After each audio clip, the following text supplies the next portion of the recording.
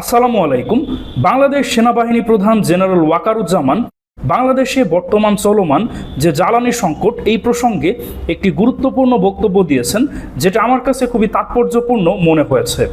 তো সম্প্রতি মিরপুর সেনানিবাসে ন্যাশনাল ডিফেন্স কলেজের একটি কোর্সের সমাপনী এবং সনদ বিতরণ অনুষ্ঠানে সেনাপ্রধান জেনারেল ওয়াকারুজ্জামান প্রধান অতিথি হিসাবে তার বক্তব্য রাখেন এবং সেই বক্তব্যে তিনি বলেন, বর্তমান বিশ্ব বাস্তবতায় জ্বালানি নিরাপত্তা বাংলাদেশের জন্য বড় একটি ইস্যু হয়ে উঠেছে। স্বাধীনতার ৫৫ বছর পার হলেও বাংলাদেশে এখনও দ্বিতীয় তেল শোধনাগার বা রিফাইনারি গড়ে না ওঠায় পরিস্থিতি আরও জটিল হয়েছে। সেনাপ্রধান আরও বলেন, দেশে একমাত্র ইস্টার্ন ওয়েল রিফাইনারি থাকায় খুব সীমিত পরিমাণ জ্বালানি পরিশোধন করা সম্ভব হয়।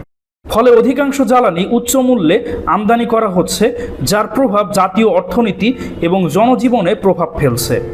সেনাপ্রধান আরও বলেন, ইরান যুক্তরাষ্ট্র কিংবা ইসরায়েল সংশ্লিষ্ট ভূরাজনৈতিক উত্তেজনা এবং হরমুজ প্রণালীর মতো গুরুত্বপূর্ণ সমুদ্রপথে অস্থিরতা বৈশ্বিক জ্বালানি সরবরাহকে ঝুঁকির মুখে ফেলেছে। এর প্রভাব বাংলাদেশ সহ আমদানি নির্ভর দেশের উপরও পড়েছে।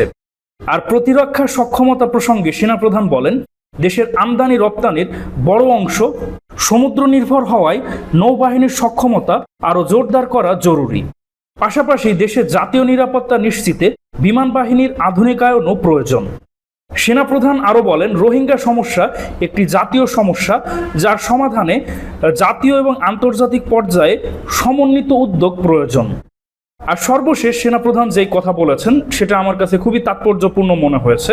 সেটা হচ্ছে, আমরা যুদ্ধের প্রস্তুতি নিই যুদ্ধ করার জন্য নয়, বরং যুদ্ধ এড়ানোর জন্য। আর শক্তিশালী প্রতিরক্ষা ব্যবস্থা ছাড়া কার্যকর পররাষ্ট্রনীতি বাস্তবায়ন সম্ভব নয়। তো দর্শক মণ্ডলী, সেনাপ্রধান তার সাম্প্রতিক বক্তব্যে এই সকল বিষয় তুলে ধরেছেন।